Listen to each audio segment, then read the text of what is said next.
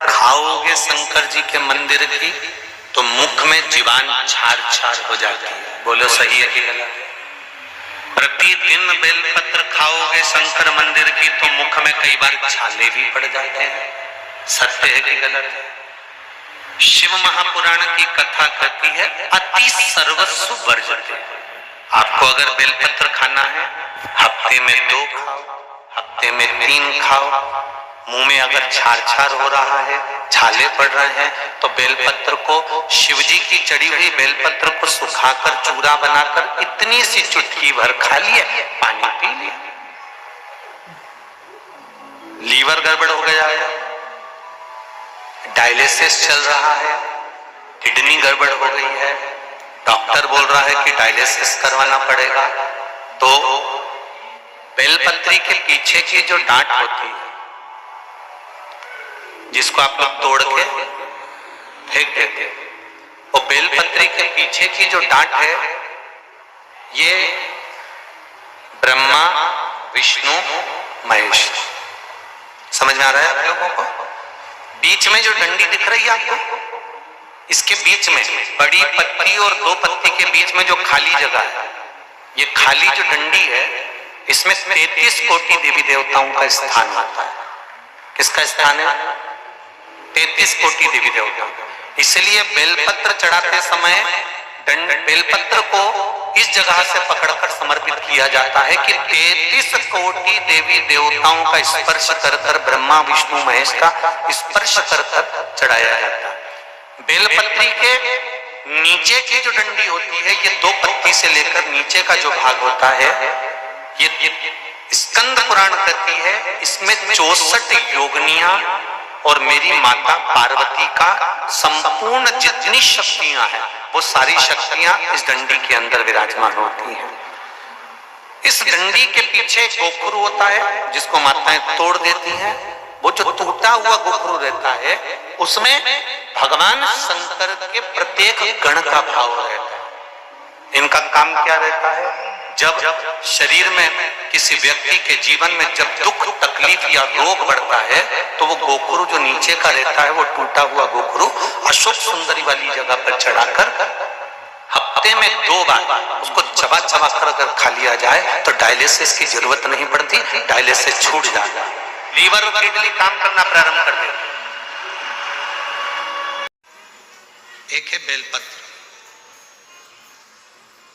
और दूसरा है पहले नंबर पर दुर्वा, दूसरे नंबर पर बेलपत्र, तीसरे नंबर पर कनेर का फूल।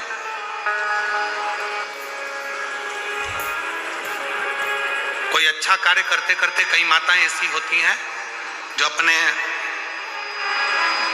प्रेम करती हैं परिवार से, ऐसा नहीं कि नहीं करते, स्नेह करते हैं। कई पुरुष भी ऐसे परिवार से बहुत प्रेम होता है, स्नेह होता है, पर अंदर कहीं ना कहीं ऐसा लगता है मेरा बेटा वहां जा रहा है कुछ गलत ना हो जाए।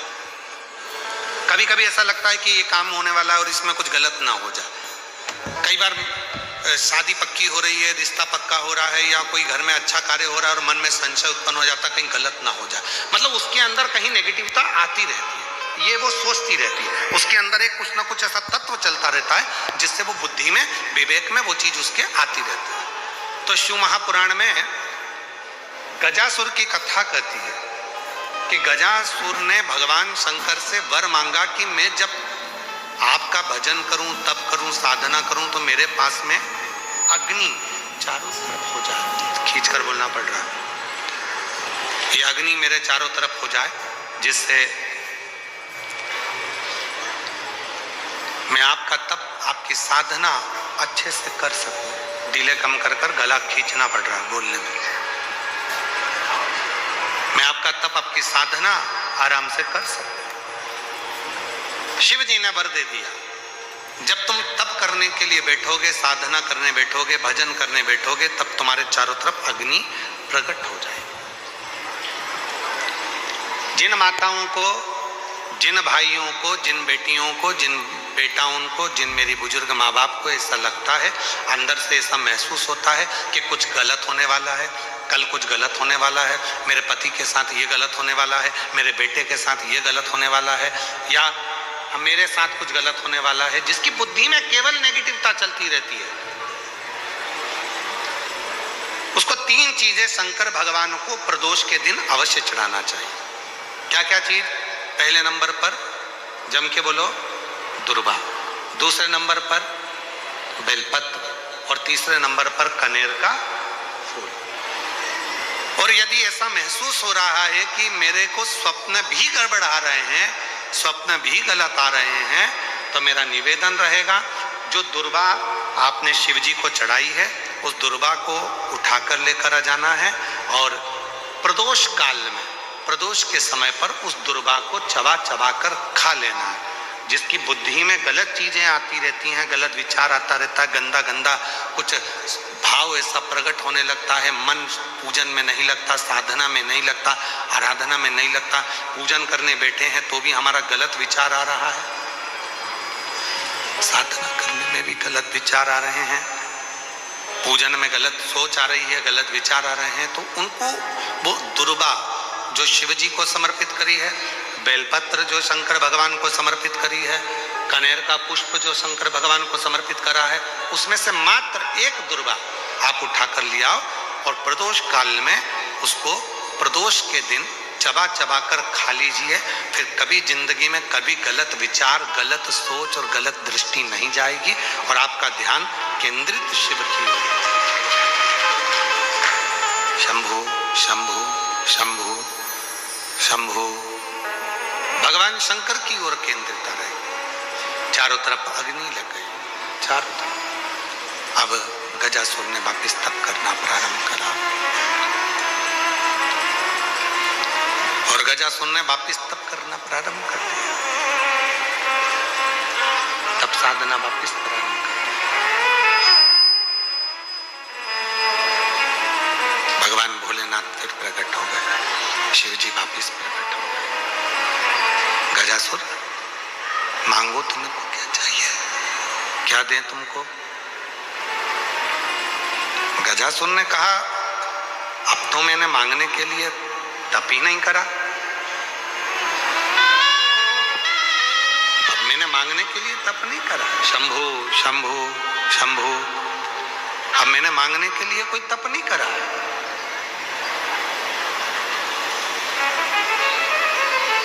भोलेनाथ जी कहने लगे तुमने तप करा तो मेरा आगमन हुआ। दुनिया के लोगों को लगता है कि शंकर भगवान को हम एक लोटा जल चढ़ाते हैं और शिव जी हमारी मनोकामना वहीं बैठकर पूरा कर देते हैं। नहीं, जब हम एक लोटा जल लेकर अपने शंकर भगवान के मंदिर में अपने घर से जाते हैं, जल समर्पित करते हैं और जल समर्पित कर कर जब हम वापिस वो लोटा लेकर आते हैं, तब मेरा देव अधिदेव महादेव अपने गणों को शंकर भगवान स्वयं उस कलश के अंदर लक्ष्मी को विराजमान कर कर आपके दरवाजे तक भेजते हैं और आपके दुख को मिटा देते हैं, आपकी तकलीफों को मिटा देते हैं, आपके कष्टों को मिटा देते हैं, आपकी तकलीफों को मिटा देते हैं, आपके कष्टों को मिटा देते हैं। शिव करुणा करते हैं, भगवान शंकर कृपा करते हैं, दया करते हैं, करुणा करते हैं।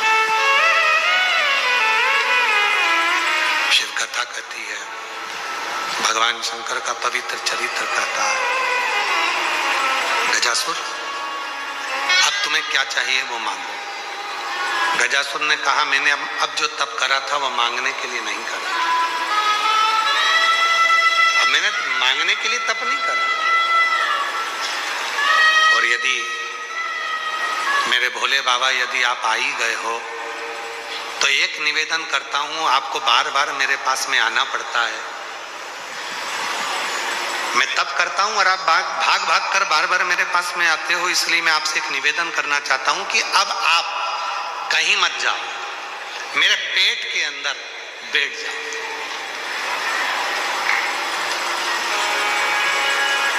मेरे पेट में आकर बैठ। शिव जी ने पूछा क्यों? गजासुर कहता है यदि आप मेरे उदर में, मेरे पेट में आकर बैठ जाओगे तो फिर दुनिया का कोई दुख, कोई तकलीफ, कोई कष्ट जिंदगी में मेरे आएगा ही नहीं और मुझे आपको बुलाना नहीं पड़ेगा, आप स्वयं मेरे उदर में विराजमान रहो, मेरे पेट में विराजमान रहो। शिव जी ने तथास्तु कह दिया। गजासुर की कथा के बाद में अगर हम कथा का स्मरण करें तो हमारे भीतर ये भाव आता है कि शंकर भगवान के शिवलिंग पर चढ़ा हुआ जल जब हम पीते हैं तो हमारे 3 ताप, कायिक, वाचिक और मानसिक, ये 3 ताप हमारे समाप्त हो जाते हैं। क्यों समाप्त होते हैं? हमने इतना तप नहीं करा कि हम गजासुर जैसा तप कर कर भगवान शंकर को अपने पेट में बिठा सकें।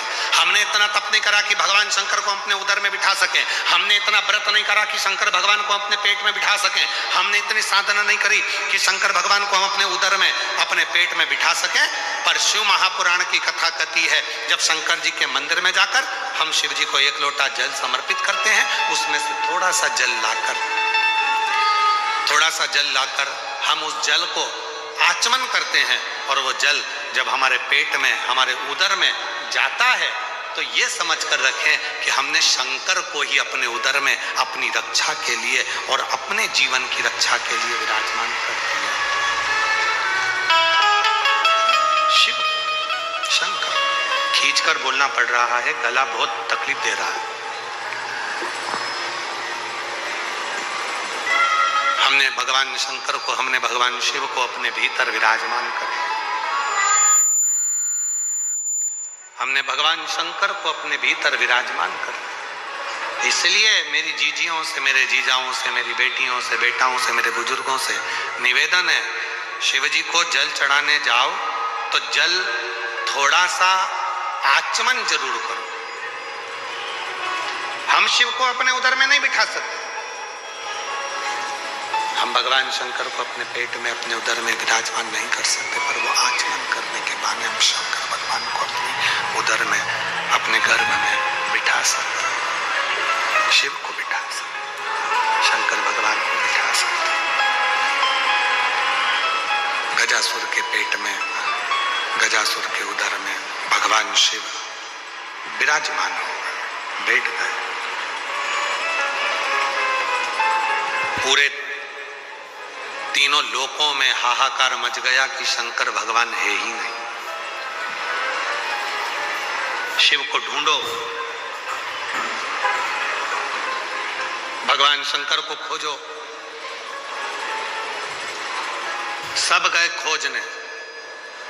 आज मां जगत जननी पार्वती की आंख में से आंसू बह रहा है कि मेरे प्रभु कहां चले गए, मेरे ओघड़दानी, मेरे शंकर भगवान, मेरे शंकर कहां चले गए, मेरे शंकर गए कहां। भगवान विष्णु ने माता पार्वती जी को निवेदन करा, मां आप क्रोध नहीं करना, आप क्रोध मत करना मां, मुझे मालूम है मेरे बाबा देवादिदेव महादेव कहां पर हैं। तो कहां?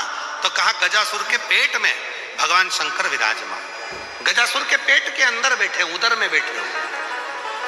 पार्वती जी ने कहा तो फिर वो मिलेंगे कैसे, कैसे प्राप्त होंगे, उनको मैं पाऊंगी कैसे, उनको प्राप्त कैसे करूंगी, वो मिलेंगे कैसे मुझको, उनको मैं प्राप्त कैसे करूंगी, मिलूंगी कैसे मैं। भगवान नारायण ने कहा कि आप चिंता मत करो, उनको मैं लेकर आऊंगा। भगवान नारायण ने नंदी को बुलाया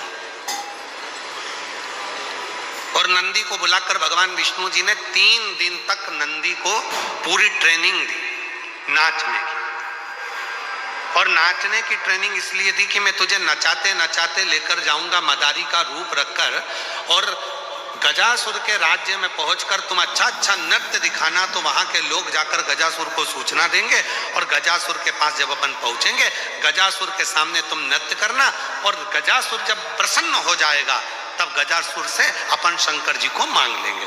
नंदी प्रसन्न हो गया, इससे अच्छा काम और क्या हो सकता है। ठीक है प्रभु, आप तैयारी करो।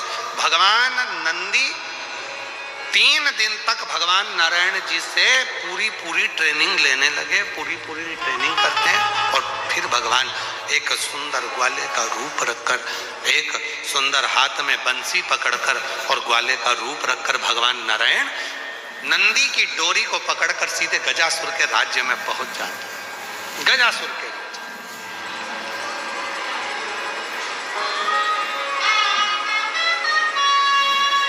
महाराज, आज भी नियम है, अगर किसी लड़का लड़की का शादी होने के बाद अगर तलाक हो रहा है,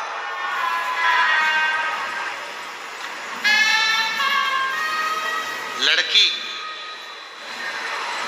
और लड़के का यदि तलाक हो रहा है और दोनों का अगर कहीं ना कहीं थोड़ा बहुत भी स्नेह है और उसमें से अगर दो में से कोई एक ने भी ठान लिया कि मुझे तलाक नहीं चाहिए, मेरी धर्मपत्नी के साथ मुझे रहना है, या पत्नी ने ठान लिया कि मुझे मेरे पति के साथ रहना है, मुझे तलाक नहीं चाहिए, और पति तलाक लेना चाहता है किसी परिस्त्री के चक्कर में, किसी दूसरे के कहने पर, परिवार के कहने पर, या लड़की तलाक लेना चाहती है किसी दूसरे के चक्कर में, किसी परिवार के कहने पर या किसी अन्य व्यक्ति के कहने पर, और वो नहीं चाहता कि तलाक हो, लड़की नहीं चाहती कि तलाक हो, तो आज भी एक नियम है महाराज जी, आप अगर कर देखेंगे, आपके अगर कोई परिचित में अगर किसी का तलाक हो रहा है, छूट रहा है, संबंध खत्म हो रहा है, तो आज भी महाराज श्री हरि और हर इन दोनों का साझा कर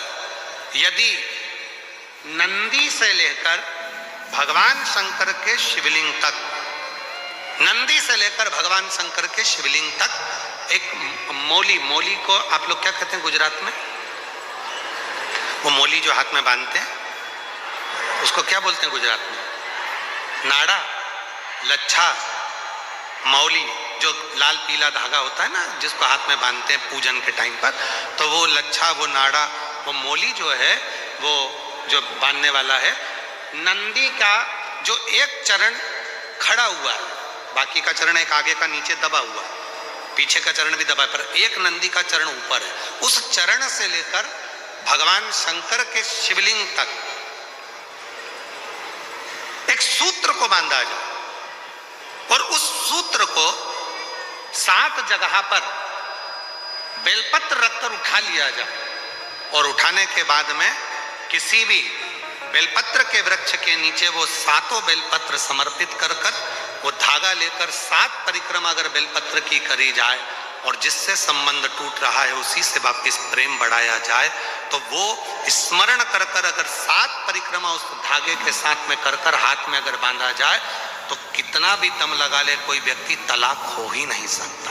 स्नेह बढ़ेगा ही, प्रेम बढ़ेगा ही, वो टूट नहीं सकता, उसको तोड़ा नहीं जा सकता।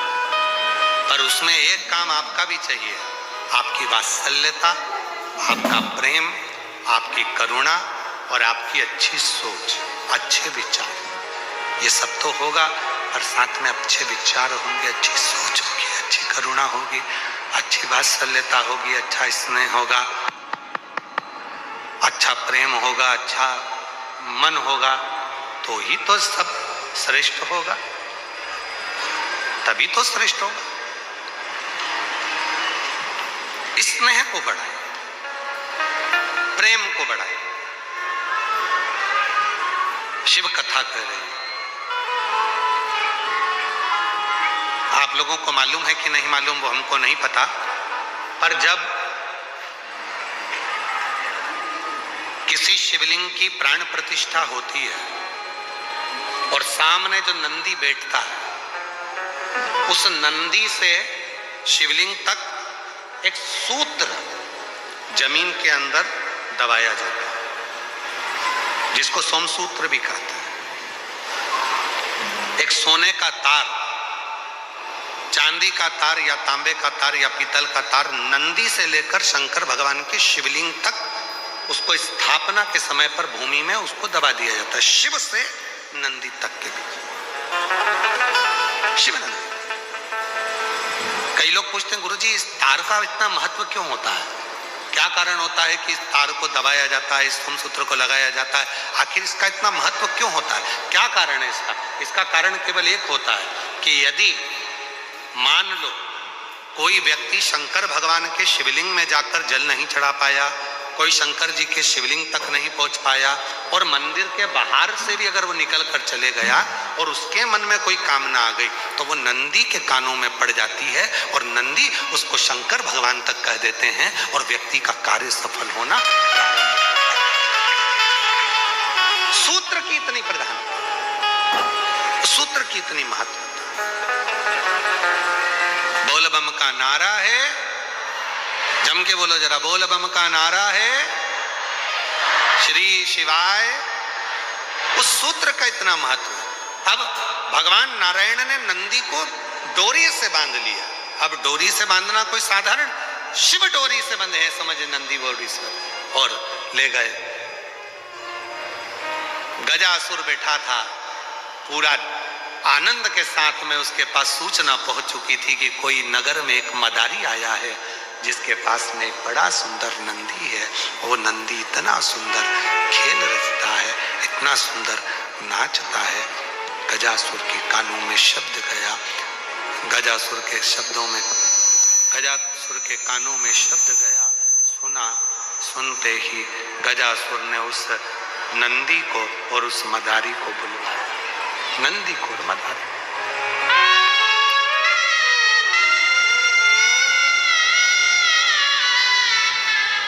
भगवान नारायण ने अपनी बंसी का नाद किया। जैसे ही बंसी बजी, जो शंकर भगवान उधर में बैठे थे पेट के अंदर गजासुर के, शंकर भगवान समझ गए नारायण आए। जो घुंघरू की आवाज सुनाई दी नंदी के पैर की, शिव जी समझ गए कि नंदी भी आया मुझे लेने के, नंदी भी आया। और तभी गजासुर बड़ा प्रसन्न हो गया, उस पूरी लीला को देखकर बहुत प्रसन्न, खूब प्रसन्न। गजासुर ने कहा कि मेरी नगरी में आपने जो बंसी का नाद किया और ये जो नृत्य आप लोगों ने दिखाया, इतना सुंदर नृत्य जो देखा गया है, इतना सुंदर नृत्य जो देखा है और इतना सुंदर बंसी का जो नाद करा है, मैं सुध भूल गया था, इतनी साधना में पहुंच गया था। आज मेरा मन करता है कि दुनिया का सारा राज आपको दे दूं, मांगो तुम्हें क्या चाहिए। आज मैं बड़ा प्रसन्न हूं, गजासुर बोला, मैं बड़ा प्रसन्न हूं, तुमको क्या चाहिए वो बोलो। तब भगवान विष्णु ने तुरंत बात को पलटा और भगवान विष्णु बोले, प्रभु आपसे क्या मांगना, आपसे कुछ नहीं चाहिए हमको, हम तो बस नृत्य दिखाने आए बस, और कुछ नहीं। तुम गजासुर के सामने बैठे हो, गजासुर के सामने नृत्य दिखा रहे हो, वो गजासुर जिसने सारे लोकों में अपना राज्य स्थापित कर रखा। मांगो तुमको क्या चाहिए तुमको, मांगो। नहीं, हमको कुछ नहीं चाहिए, कुछ नहीं, कुछ तो मांग लो, तुमको जो चाहिएगा वो मैं दे दूंगा। तुम जो मांगोगे वो मैं तुम्हें दे दूंगा। भगवान विष्णु को लगा ये असुर प्रवृत्ति का है, और असुर प्रवृत्ति का जो व्यक्ति होता है वो पलटने में नंबर 1 होता है।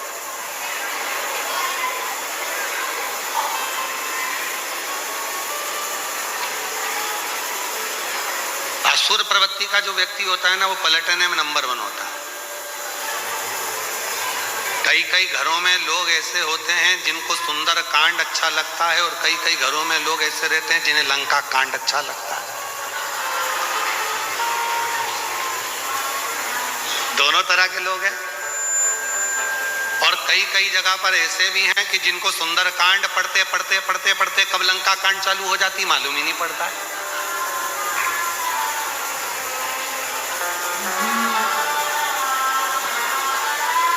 वो पढ़ी रहे थे, जामवंत के वचन सुहाए सुनी हनुमंत हृदय अतिवाय, और बस पढ़ते इतनी देर में किसी ने जरा सा कुछ कर दिया, और पढ़ रहा था सुंदरकांड, हो गया लंका कांड। 2 मिनट में देख के नहीं चल सकती, तेरे में अकल नहीं है, दिख नहीं रहा मैं पाठ कर रहा हूं, दिख नहीं रहा मैं पूजन कर रहा हूं। इतने में पत्नी ने हाथ जोड़कर बोला, सुंदर कांड करो ना, काहे को लंका कांड करते हो, सुंदर कांड करो। पति फिर चिल्लाकर बोला, तू मुझे ज्ञान देगी, तुम मुझे ज्ञान दे। नहीं भाई, भगवान को मालूम था कि ये पलट जल्दी जाता है। असुर प्रवृत्ति का जो व्यक्ति होता है ना, उसको पलटने में मजा होता था, तुरंत पलट जाता है। कई लोग ऐसे होते हैं जिनको आप कुछ दे देते हो और देने के बाद में लेने के लिए जाते हो, हमें तो दिया ही नहीं तुमने, हमें नहीं मालूम कि तुम्हारा कितना पैसा हमारे पास में, पलट गया। मतलब समझ लेना असुर प्रवृत्ति का निकालना कठिन है। पलट गया नहीं। तब भगवान ने पूरा वचन दिलवा लिया, गजासुर मेरे को पहले वचन दो। मैंने सुना है कि आप शंकर भगवान के भक्त हो और शिव का भक्त वचन देने के बाद नकरता नहीं है, इसलिए मुझे वचन दे दो। जो शंकर का सही भक्त होता है वचन देने के बाद मुकरता नहीं है। क्यों? क्योंकि अगर सत्य में एक बार उसने वचन दे दिया और मुकर गया तो जितने उसके आने वाले जन्म होते हैं वो सारे जन्म में भुगतता ही रहता है, उसका कोई जन्म सुधरता नहीं। कोई जन्म। वचन दो तुम मुझको, वचन दिया, तुम जो मांगोगे मैं दे दूंगा। इतने में भगवान नारायण ने तुरंत बंसी की ध्वनि करते हुए कहा, गजासुर हमें आपसे ना धन चाहिए, ना वैभव चाहिए, ना संपदा चाहिए, ना सत्ता चाहिए, हमें तो केवल इतना चाहिए कि तुम्हारे उदर में जो शंकर भगवान बैठे हैं उनको हमें दे दीजिए और हमें आपसे कुछ भी नहीं चाहिए, केवल शिव दे, केवल शिव के सिवा कुछ नहीं। आप में से कई माताएं ऐसी भी आती हैं, कई भाई लोग ऐसे आते हैं जिनको शंकर की कथा सुनना है, शिव पुराण सुनना है, शंकर की कथा में रसतत्व लेना है, शिव का भजन करना है। और कई माताएं पत्र लिख कर भी भेजे, महाराज जी आप कथा सुनाओ, किसी को माइक मत दिया करो। कई ऐसे भी आते हैं, मन ही नहीं लगता शिव के बिना, शंकर की भक्ति के बिना, विरल भक्ति के बिना शुद्ध नहीं पड़ता।